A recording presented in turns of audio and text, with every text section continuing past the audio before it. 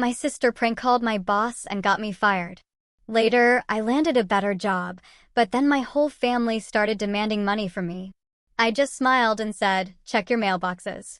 Their faces went pale the moment they opened what was inside. Can you imagine the gut punch?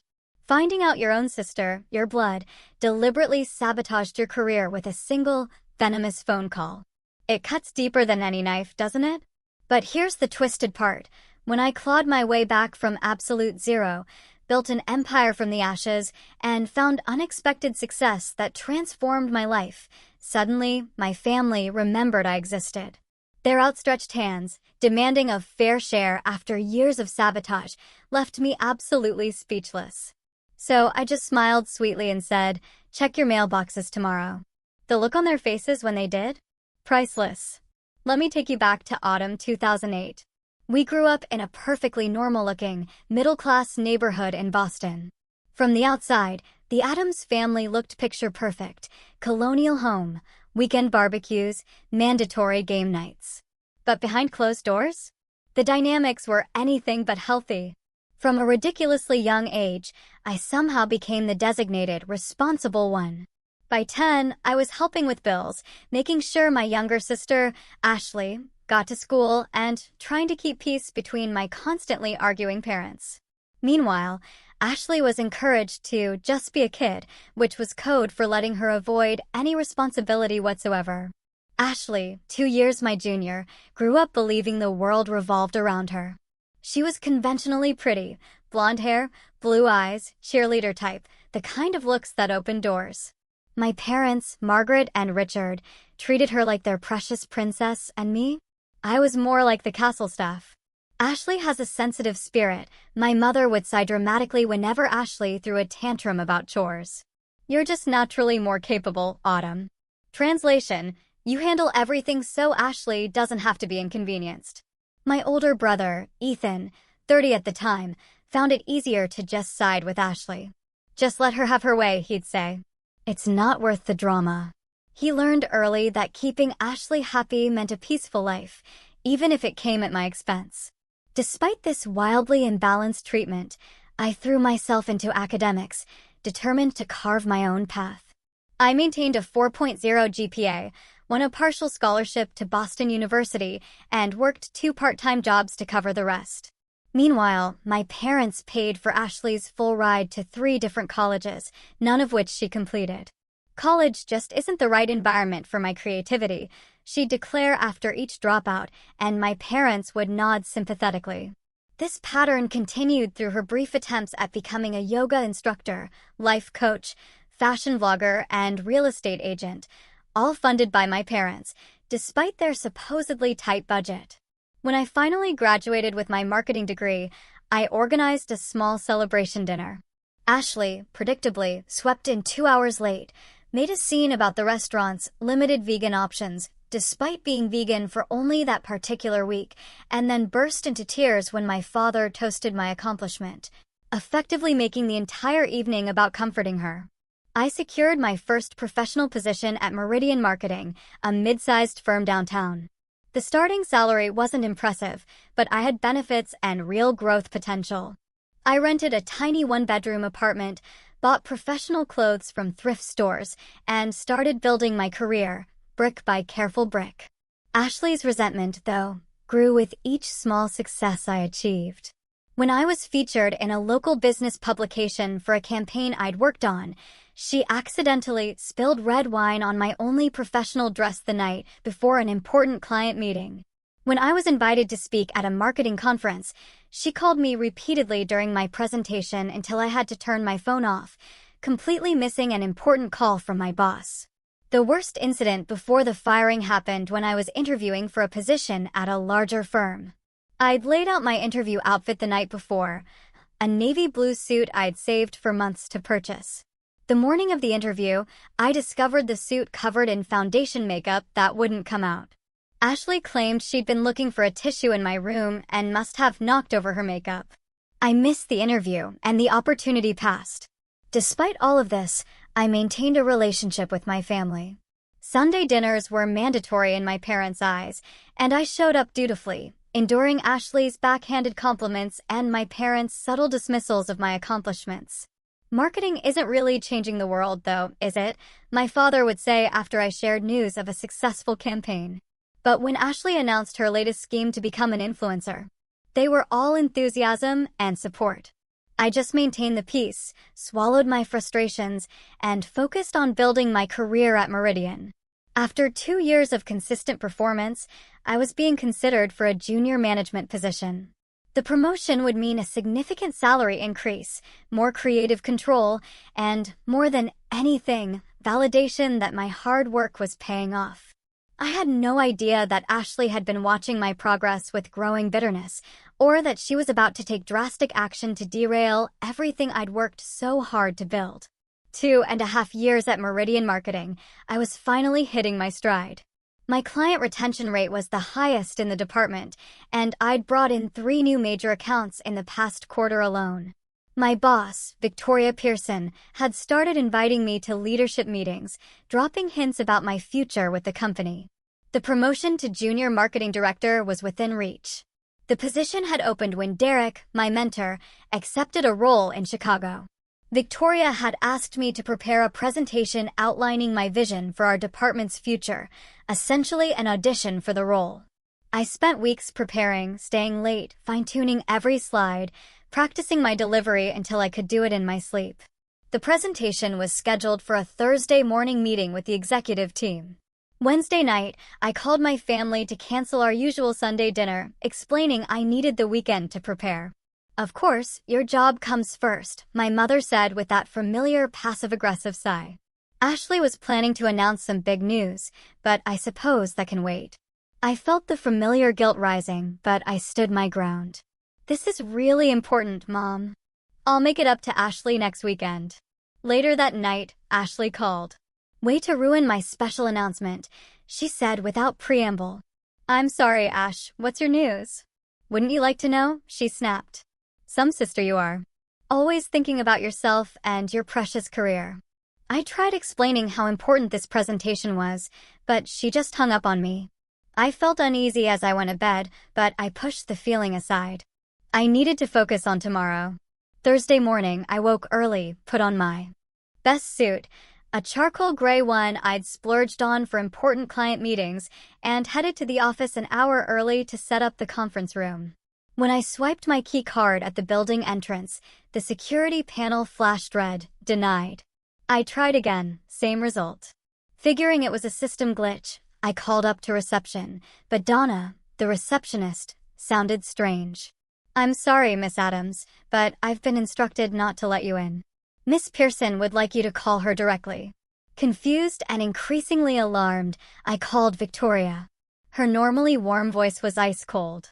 "I'm extremely disappointed in you, Autumn. After everything we've built, to throw it away like this is beyond unprofessional." "Victoria, I don't understand. Don't insult me by pretending. You called me at 11:30 last night, clearly intoxicated, saying you were quitting effective immediately. You said, and I quote, 'The company is a joke, and you're the biggest joke of all.' You made racist comments about our clients and said vile things about your colleagues. I recorded the call, as company policy requires, so don't bother denying it." My blood ran cold. "Victoria, that wasn't me. I was home preparing for today's presentation. I would never." "Save it, Autumn. Your personal belongings will be couriered to your home address. Your final paycheck will be processed according to state law. Do not attempt to enter the building again, or we will involve security." The call ended. I stood on the sidewalk outside my office building, dizzy with shock and confusion. People I'd worked with for years walked past me, averting their eyes or giving me looks of disgust. Finally, Brian from accounting approached me cautiously. "Autumn, you should go home." Everyone heard about the call. "Brian, I didn't make any call. Someone is impersonating me." He looked uncomfortable but handed me his phone. "Someone recorded part of it, and it's been shared around the office. Listen."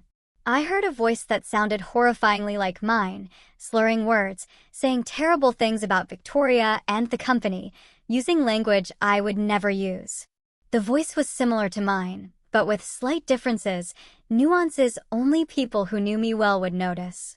That's when it hit me. Ashley.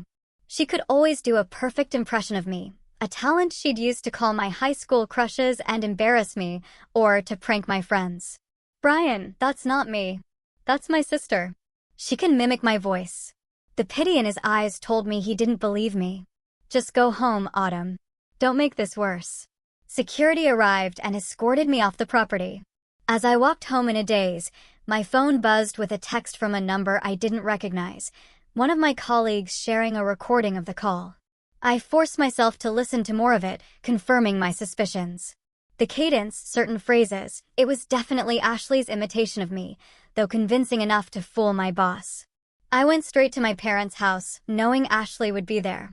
She was sitting in the kitchen with my mother, looking through Instagram filters. "You called my boss pretending to be me," I said, my voice shaking. "You got me fired."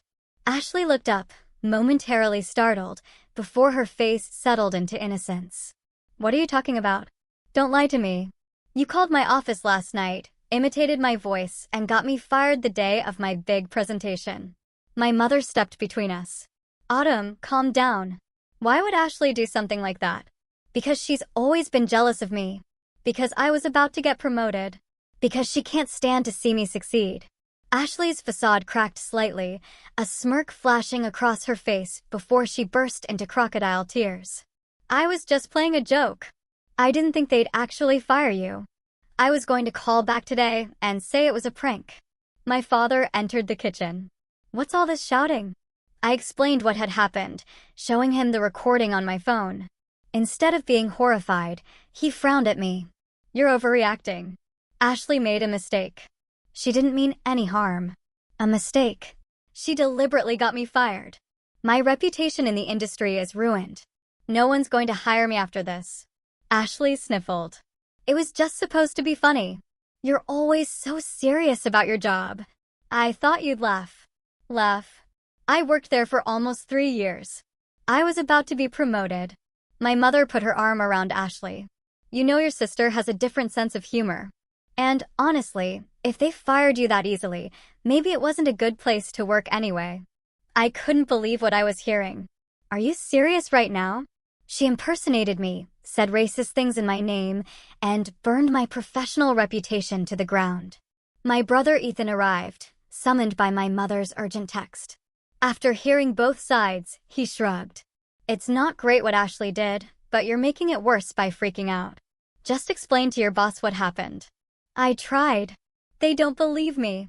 They have a recording of me saying horrible things. "Then maybe take this as a sign to try something new," my father suggested, as if I'd simply had a minor setback rather than a catastrophic betrayal. "You were always talking about how stressful that job was anyway."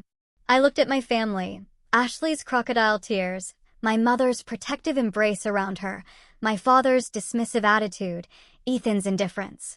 And in that moment, I realized a fundamental, gut-wrenching truth. They would never take my side against Ashley. They would never hold her accountable for anything. "I need you all to acknowledge what she did," I said quietly. "I need an apology, and I need you to understand how serious this is." Instead, I got variations of "you're overreacting," "it was just a joke," and "you'll find another job." Not one person in my family truly acknowledged the gravity of what Ashley had done. I left their house that day with a clarity I'd never had before. The people who were supposed to love me unconditionally had just conditionally excused the deliberate sabotage of my career. Something fundamental broke inside me. And paradoxically, something else grew stronger. The weeks following my firing were some of the darkest of my life.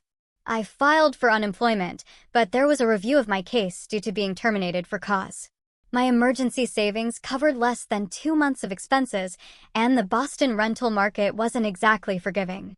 I applied for dozens of marketing positions, but word had spread in the tight-knit Boston marketing community. Even when I managed to get interviews, the conversations would inevitably turn awkward. "We heard about an incident at Meridian," one interviewer said delicately. "Would you care to explain that situation?" No matter how I explained, the damage was done. Who would believe it was my sister impersonating me? It sounded like a desperate, implausible excuse. By the 6-week mark, I was skipping meals to stretch my budget and had received a notice from my landlord about late rent. I avoided my family's calls, unable to bear their dismissive attitude or Ashley's superficial apologies that always circled back to how I was overreacting. One particularly low evening, sitting at my kitchen table, spreadsheets open, calculating how many more days I could keep my apartment, I received a text from my mother. Ashley's moving to New York for an amazing opportunity with a social media company. We're having a celebration dinner Sunday. Your presence is expected. No questions about how I was doing. No acknowledgement of my situation. Just a command to celebrate the sister who had destroyed my career. I didn't respond. I didn't attend. The next day, I pawned my grandmother's silver bracelet, the one meaningful piece of jewelry I owned, to cover my rent. That afternoon, more out of desperation than networking enthusiasm, I forced myself to attend a free tech industry mixer at a co-working space downtown. I couldn't afford new business cards, so I carefully crossed out my Meridian information on my old ones and wrote my personal email. The event was packed with startup employees wearing casual clothes that somehow still looked expensive. I felt conspicuously out of place in my one remaining professional outfit, now slightly too loose after weeks of budget meals. "You look like you could use this more than me," said a voice beside me. A woman in her 50s with silver-streaked black hair held out a glass of wine. Open bar is the only reason half these people show up anyway. That obvious? I attempted a smile, accepting the glass. "I'm Elaine Winters," she said, extending her hand. "Chief Operating Officer at Nexus Technologies. Autumn Adams. Currently between opportunities. Honest." Elaine's sharp eyes assessed me. "I like that. What's your field?"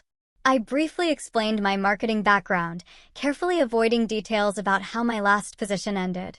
"Interesting. We actually need someone who understands traditional marketing. All these tech kids think social media is the only channel that matters." She pulled out a business card. "We're a fintech startup developing an app that helps people manage shared expenses. Come by tomorrow at 10. I can't promise anything glamorous, but we need smart people who understand how to communicate with audiences over 30. I stared at the card. Just like that. Just like that. I trust my instincts about people. Always have. She gestured around the room. "Everyone here is trying to be someone. You're just trying to survive. That kind of hunger is valuable." The next day, I arrived at Nexus Technologies' office, a converted warehouse space with exposed brick walls and too many plants. The position Elaine offered was several steps down from my previous role, essentially a marketing coordinator when I'd been on track for directorship. The salary was barely enough to cover my expenses, but it was something. A lifeline when I was drowning. "I should warn you," I said during the interview. "I left my last position under difficult circumstances." Elaine waved this away. "We're a startup. Everyone here has a past. What matters is what you bring to the table now." I accepted the position on the spot. The work was initially mundane, creating basic marketing materials, managing social media accounts, writing blog posts about financial management. But the environment was nothing like Meridian's corporate structure. Ideas were valued regardless of who suggested them. Failures were treated as learning opportunities rather than career-ending mistakes. 3 weeks in, during a brainstorming session about how to market their app to non-tech-savvy users, I suggested developing a series of animated explainer videos featuring relatable characters navigating awkward money situations between friends and family. "That's actually brilliant," said Noah, the skeptical product manager who rarely approved marketing ideas. "We've been so focused on the technical features, we forgot about the emotional component of lending and borrowing." Elaine gave me a small nod of approval, and I felt something I hadn't experienced in weeks: competence, value, purpose. My tiny apartment became my sanctuary. I deleted social media apps to avoid seeing updates from my family or former colleagues. I started journaling to process my feelings of betrayal and abandonment. I adopted a rescue dog, a nervous one-eyed terrier mix named Bella, who had also been discarded through no fault of her own. Gradually, I built a routine: early mornings with Bella at the dog park, work at Nexus, evenings spent learning about fintech and app development so I could contribute more effectively. I made one friend, Madison, the office manager at Nexus, who invited me to a weekly trivia night at a local pub.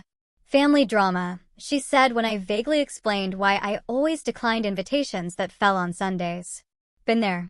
My brother stole my identity and ran up $20,000 in credit card debt when I was in college. How did you handle it? I asked.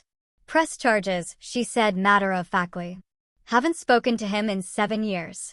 Best decision I ever made. Her straightforwardness was refreshing after years of my family's emotional manipulation. Madison didn't expect me to forgive toxic behavior in the name of family loyalty. 6 months into my time at Nexus, I had paid off the small debts I'd accumulated during unemployment and was starting to rebuild my savings. The company was gaining traction, with user numbers steadily climbing. My explainer video series had received positive feedback and was credited with improving user retention. I still felt the ache of my family's betrayal, but it no longer dominated my thoughts. I was building something new, a life defined by my choices, rather than their expectations. What I didn't realize was that this modest recovery was just the beginning. Nexus Technologies was about to take off in a way none of us anticipated, and my decision to take a chance on a struggling startup was about to change everything. Exactly 6 months and 2 weeks after joining Nexus Technologies, our small team gathered in the conference room for what we thought was a routine meeting. Elaine entered with a bottle of champagne, followed by the CEO, Daniel, who was rarely in the office. We did it, Elaine announced, popping the cork with practiced ease. Venture capital funding, $15 million. The room erupted in cheers. For a struggling startup that had been operating on fumes and faith, this was life-changing news. Daniel explained that a major investment firm had been impressed with our user growth and retention rates, metrics directly tied to the marketing strategies I'd implemented. Your explainer video series sealed the deal, he told me afterward, raising his plastic champagne cup in a toast. They said it demonstrated we understand our market in a way most fintech companies don't. The funding changed everything. We moved from our warehouse space to proper offices in a downtown high-rise. Our team expanded rapidly, and I received a promotion to marketing director with a salary that made my eyes widen when I saw the offer letter. You earned this, Elaine said when I expressed disbelief. You saw what we were trying to do and translated it for normal humans. That's rare in this industry. The promotion came with stock options, standard practice in startups, though I hadn't expected to receive such a generous allocation. At the time, they seemed like monopoly money. Nexus was still private, still unproven in the larger market. 9 months later, everything changed again. Our app's user base had grown exponentially, particularly after we added features for roommates and small businesses to manage. Shared expenses. A major financial technology corporation made an acquisition offer that the board couldn't refuse. The day the acquisition was finalized, Daniel called me into his office. Your options are fully vested because of the acquisition, he explained. At the agreed share price, they're worth approximately $2,700,000. I stared at him, certain I'd misheard. Million. He smiled. Welcome to luck, Autumn. Sometimes being in the right place at the right time pays off. I left his office in a daze, clutching paperwork I barely understood. After taxes, it would be less, of course, but still. I had gone from pawning my grandmother's bracelet to pay rent to having more money than I'd ever imagined. The acquiring company retained most of Nexus's team, including me, with generous compensation packages. Suddenly, I was a marketing executive at a major corporation, leading a team of people, some older and more experienced than myself. I bought my grandmother's bracelet back from the pawn shop, along with every other piece they had that reminded me of her. Then I purchased a beautiful townhouse in Beacon Hill, a historic neighborhood I'd always admired but never imagined I could afford. I furnished it simply but elegantly, creating the peaceful sanctuary I'd always wanted. Bella upgraded from nervous rescue to pampered princess, with a custom dog bed in every room and regular appointments with a doggy therapist to work through her anxiety issues. I started seeing a therapist too, working through the complex feelings about my family that resurfaced as my circumstances improved. You've achieved remarkable success, Dr. Patterson observed during one session. How does that feel in the context of your family's lack of support? Validating, I admitted. But also lonely. I wish I had people who truly cared to share it with. This realization led me to focus on building genuine connections. I deepened my friendship with Madison, who had also done well in the acquisition. I joined a photography club, pursuing a passion I'd abandoned years ago. I volunteered walking shelter dogs on weekends, finding purpose and helping animals like Bella find their forever homes. Throughout this period of transformation, I maintained my distance from my family. I hadn't blocked their numbers, but I rarely responded to their occasional texts. The messages were always surface level anyway. Birthday wishes, holiday greetings, never acknowledgments of past harm or genuine inquiries about my well-being. I did change my email address and moved without providing my new address, quietly disconnecting from their ability to reach me in person. I wasn't hiding exactly, but I needed space to heal and grow without their toxic influence. 16 months after the day Ashley got me fired, I was featured in Boston Business Journal's 40 Under 40 list, highlighting local business leaders making an impact. The article included my photo and a brief profile detailing my role in Nexus's success and subsequent acquisition. 3 days after the article was published, my phone lit up with notifications, texts, calls, emails from every member of my family, suddenly very interested in reconnecting with their long-lost daughter and sister. "So proud of you, sweetheart," my mother texted, as if we'd been in regular contact. "Always knew you'd make it big, sis," from Ethan, who had never once reached out during my unemployment. And finally, from Ashley, "OMG, you're famous. We have so much to catch up on. Lunch this weekend? Love you." I placed my phone face down on my desk and took a deep breath. The family that had dismissed my career, enabled my sabotage, and abandoned me in my darkest moment was now eager to bask in the reflection of my success. Dr. Patterson had warned me this might happen. When you visibly succeed, toxic family members often reappear, not because they've changed, but because they see potential benefit to themselves. I waited a week before responding, using the time to center myself and consult with my therapist. When I finally agreed to meet my family, I was calm, prepared, and protected by the boundaries I'd established in their absence. What I couldn't have anticipated was just how nakedly their financial interests would drive our reunion, or how I would ultimately respond to their demands. The restaurant I chose for our reunion was neutral territory, an upscale bistro downtown, public enough to discourage emotional scenes, but private enough for serious conversation. I arrived early, selecting a corner table with a clear view of the entrance.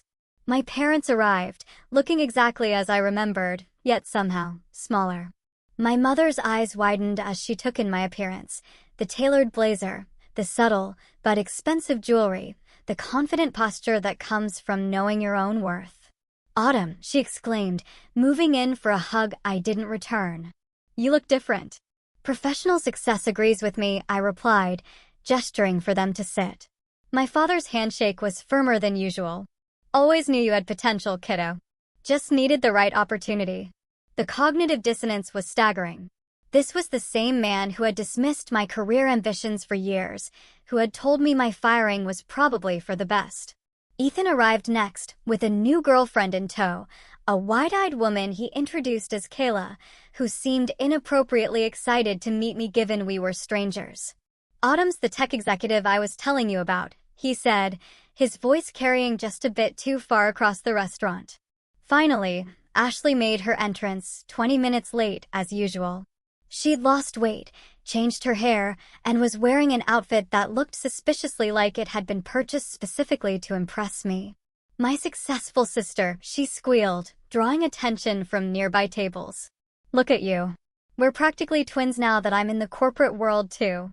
I raised an eyebrow. "You're working in corporate now?" "Well, I'm consulting for an influencer marketing agency," she said vaguely. "Very similar to what you do, just more creative." The waiter took our drink orders. Sparkling water for me, expensive wine for everyone else. I noticed how my father selected the priciest bottle on the menu without hesitation. The entitlement was already showing. For the first half hour, conversation remained superficial. My mother detailed renovations to their house, Ethan bragged about a promotion at his mid-level sales job, and Ashley described her almost famous social media presence. Not once did anyone ask substantive questions about my life or acknowledge our estrangement. It was during the main course that the true agenda emerged. So, my father said, refilling his wine glass, "Your mother, and I have been thinking about retirement." "That's nice," I replied neutrally. "The thing is," he continued, "the market hasn't been kind to our investments. The house needs a new roof, and there's the matter of your mother's medical bills from last year." I frowned. Medical bills? What happened? My mother looked surprised that I would ask. "Just some routine tests, nothing serious, but insurance doesn't cover everything, you know." It was the first I'd heard of any health concerns, despite this supposedly being last year. "Anyway," my father pressed on, "we've been looking at our options, and we're wondering if you might be in a position to help us out. Just until the market recovers." And there it was. The real reason for the reunion. "What kind of help were you thinking of?" I asked, though I already knew. "Well, with your new position. The article mentioned a successful acquisition. We thought perhaps a small loan." He named a figure that would have been my entire annual salary at Meridian. Before I could respond, Ethan jumped in. "Speaking of opportunities, I've been developing a business plan." He pulled out a folder containing 3 poorly formatted pages. "It's an app that connects dog owners for playdates. Like Tinder, but for dogs." "Sounds like the dog park," I observed. No, it's completely different," he insisted.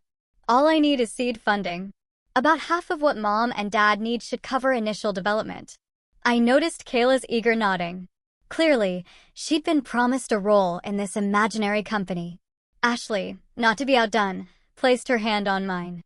"I know we've had our differences, Autumn. That silly phone prank, water under the bridge, right?" My jaw tightened at her characterization of the deliberate sabotage that had upended my life. "The thing is," she continued, oblivious to my reaction, "I'm this close to making it big as an influencer." She held her thumb and forefinger a millimeter apart. "I just need professional equipment and a proper studio setup. Maybe $50,000. I'll pay you back with endorsements for your company." I looked around the table at my family.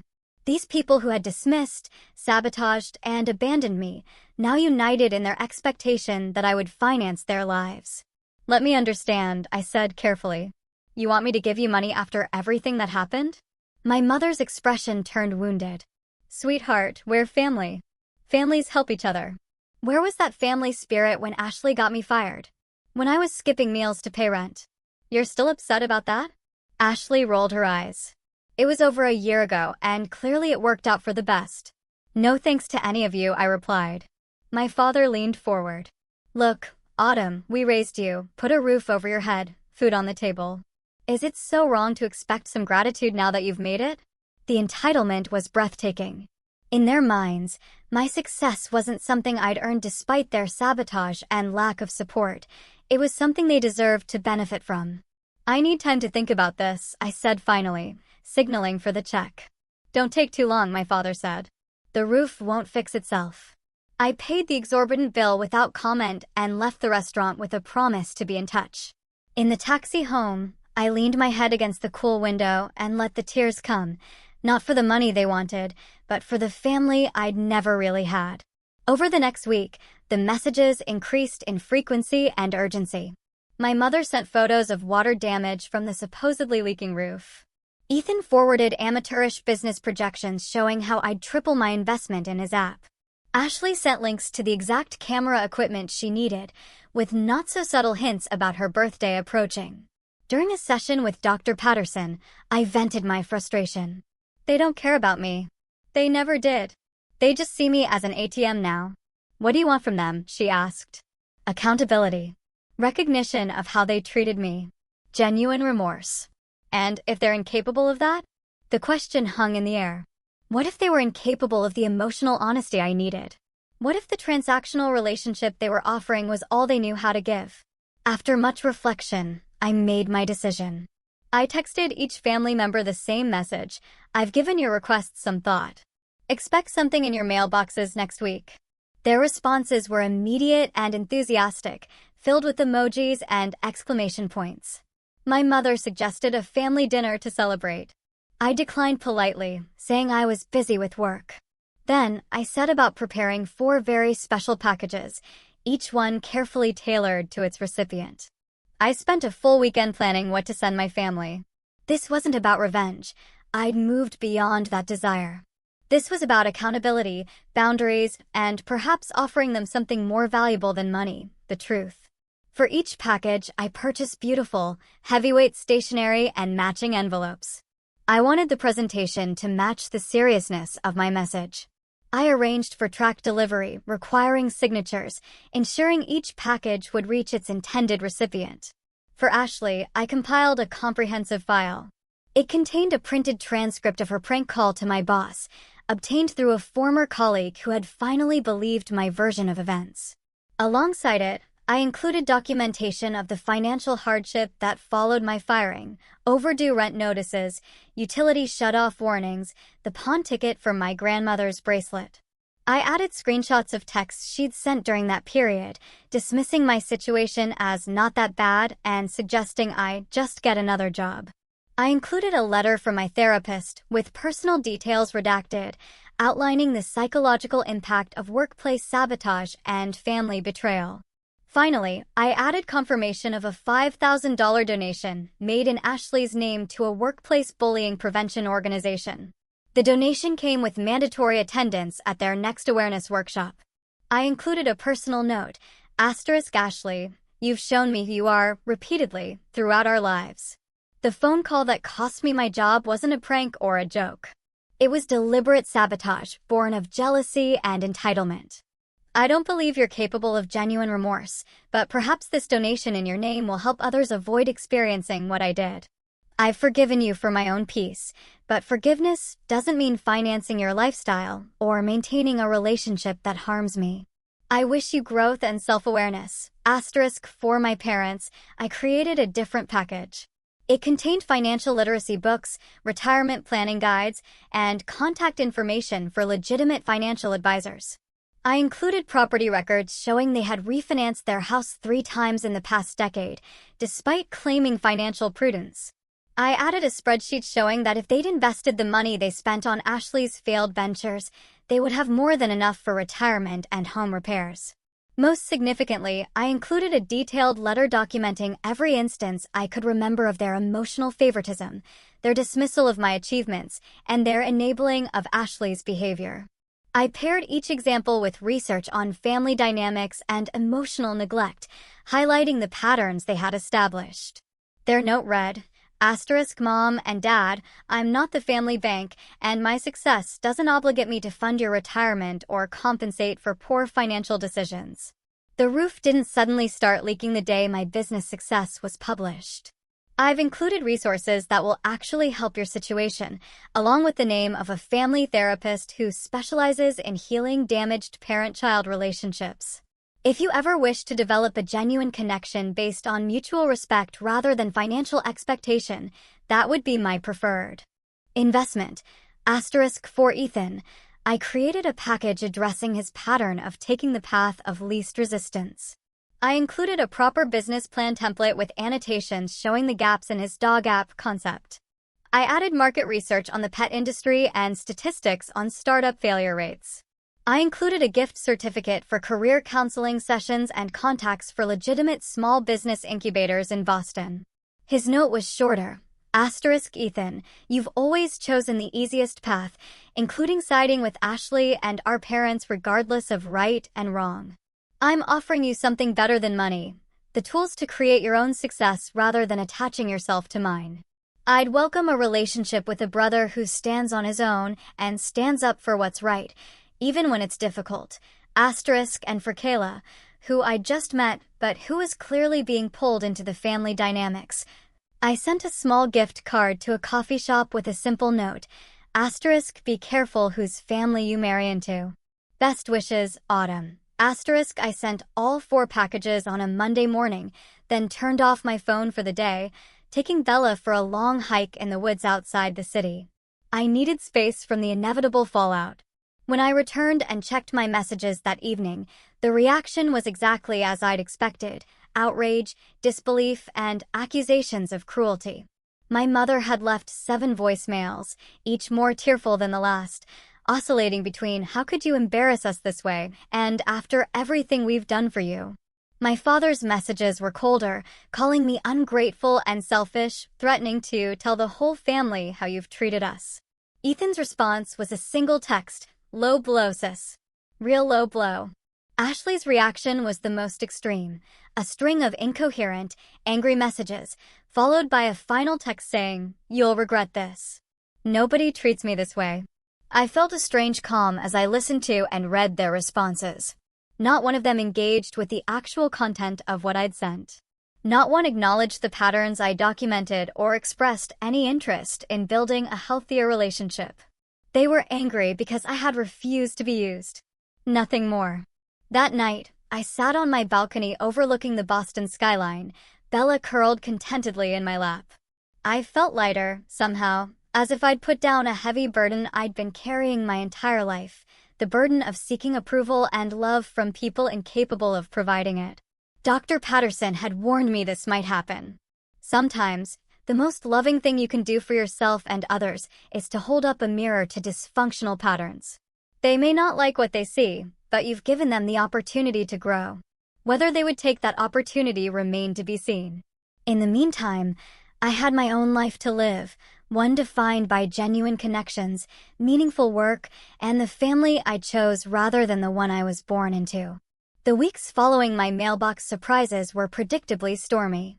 My parents enlisted extended family members to plead their case, resulting in calls from distant aunts and cousins I barely knew, all expressing shock at my cruelty to my loving family. What fascinated me was how the story had been reframed in these retellings. According to my relatives, I had become suddenly wealthy and refused to help my struggling family out of spite. Ashley's sabotage, my parents' enabling behavior, and the years of emotional neglect were conveniently omitted from this narrative. I maintained a simple, consistent response: "There's more to this story than you've been told." I'm open to healing relationships based on mutual respect, not financial transactions. Most of these well-meaning intermediaries retreated when they realized I wouldn't be guilt-tripped into compliance. A few, however, expressed curiosity about my side of the story. When I shared selective details, their perspective often shifted dramatically. "I had no idea," my mother's sister admitted after hearing about Ashley's deliberate sabotage. "That's not a prank, that's destructive." My parents maintained their stance of wounded innocence, though their approach evolved from outrage to martyrdom. My mother sent a particularly manipulative email 3 weeks after receiving my package. "We've accepted that you don't want to help your family financially. That's your choice, though it breaks our hearts. We only ask that you consider how this will look to everyone who knows us." A daughter with means refusing to help her aging parents. Is that really the reputation you want? I didn't respond. The implicit threat of social consequences, always my mother's preferred control mechanism, had lost its power over me. Ashley's reaction took a different form. She launched a passive-aggressive social media campaign with thinly veiled posts about toxic family members and success-changing people. When this failed to elicit the sympathy she expected, she escalated to more direct attacks, sharing childhood photos with captions like, "Remember when you were still part of this family and before money mattered more than blood?" I blocked her accounts and moved on with my life. The most surprising response came from Ethan. 1 month after receiving my package, he sent a text asking if we could meet for coffee, just the two of us. No Kayla, no parents, no Ashley. We met at a quiet cafe near my office. He looked different somehow, less polished than at our family dinner, but more authentically present. "I've been thinking about what you wrote," he began, turning his coffee cup in circles. "About taking the easy path." I nodded but remained silent, giving him space to continue. "You're right," he admitted finally. "I've always gone along with whatever causes the least drama, even when I knew things weren't right." He took a deep breath. "What Ashley did to you? I knew it was wrong. I should have said something." It was the first acknowledgement from any family member that my experience was valid, and it nearly brought me to tears. "Why didn't you?" I asked softly. He shrugged, looking genuinely pained. "Habit, I guess. It was always easier to let Ashley have her way. And then, I don't know, it was like once we all took a position, we had to stick with it." Admitting we were wrong would mean facing how badly we treated you. We talked for nearly 3 hours that day. Ethan asked questions about my struggle after being fired, listened without defensiveness, and expressed genuine remorse for his role in my isolation. He didn't ask for money or favors, just the opportunity to build a more honest relationship. "I'm not asking you to forgive everyone," he said as we parted. "Just maybe consider that some of us are capable of change." It was a start. A small one, but genuine. We began meeting monthly for lunch, carefully avoiding family drama and instead focusing on rebuilding trust through honest conversation. He even enrolled in a business program at a local community college, determined to develop legitimate skills rather than chasing get-rich-quick schemes. 6 months after my packages were delivered, I received an unexpected email from Ashley. The subject line was simply, "I'm sorry." The message was brief, but startling in its departure from her usual communication. "The donation you made forced me to attend that workplace bullying workshop." I went planning to roll my eyes through the whole thing, but some of the stories people shared, they messed me up. I saw myself in the bullies they described. "I'm not saying this changes anything between us, and I'm not asking for money. I just wanted you to know I'm starting to understand what I did to you." It wasn't a comprehensive apology or a promise of transformation, but it was the first time Ashley had acknowledged causing harm without immediately minimizing her actions. I responded with a simple, "Thank you for letting me know," leaving the door cracked without rushing to reconciliation. My parents remained entrenched in their position. At Christmas, they sent a card signed, "Your loving family," with no personal message, a performative gesture maintaining the fiction that they had done nothing wrong. I donated to a retirement planning nonprofit in their name and sent a card expressing hope that someday we might build a relationship based on mutual respect rather than obligation. As for me, life continued to flourish. My career advanced, my friendship circle deepened, and I found joy in mentoring young professionals navigating difficult workplace dynamics. I started dating again, cautiously at first, then with increasing openness as I learned to trust my own judgment about character. Bella and I settled into our peaceful townhouse, making it truly home. I reclaimed my passion for photography, capturing images that told stories of resilience and connection. Some evenings, sitting in my garden watching Bella chase butterflies, I felt a contentment I'd never known possible, the quiet joy of living authentically, unburdened by the exhausting pursuit of approval from those incapable of giving it. The most profound lesson I learned through this journey wasn't about money or success, or even family dynamics.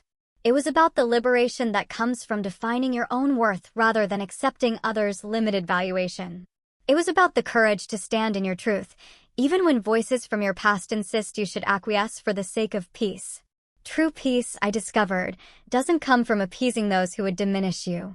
It comes from building a life aligned with your own values, surrounded by people who celebrate rather than sabotage your growth.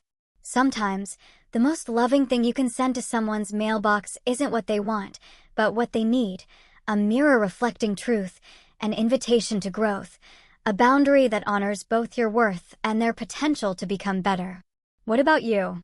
Have you ever had to establish difficult boundaries with family members who couldn't celebrate your success? Drop a comment below sharing your experience. How did you handle it, and what did you learn?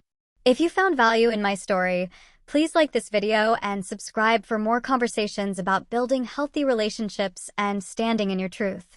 Remember, sometimes the family we create through authentic connections nurtures us more than the one we're born into. Thank you for being part of my chosen community today.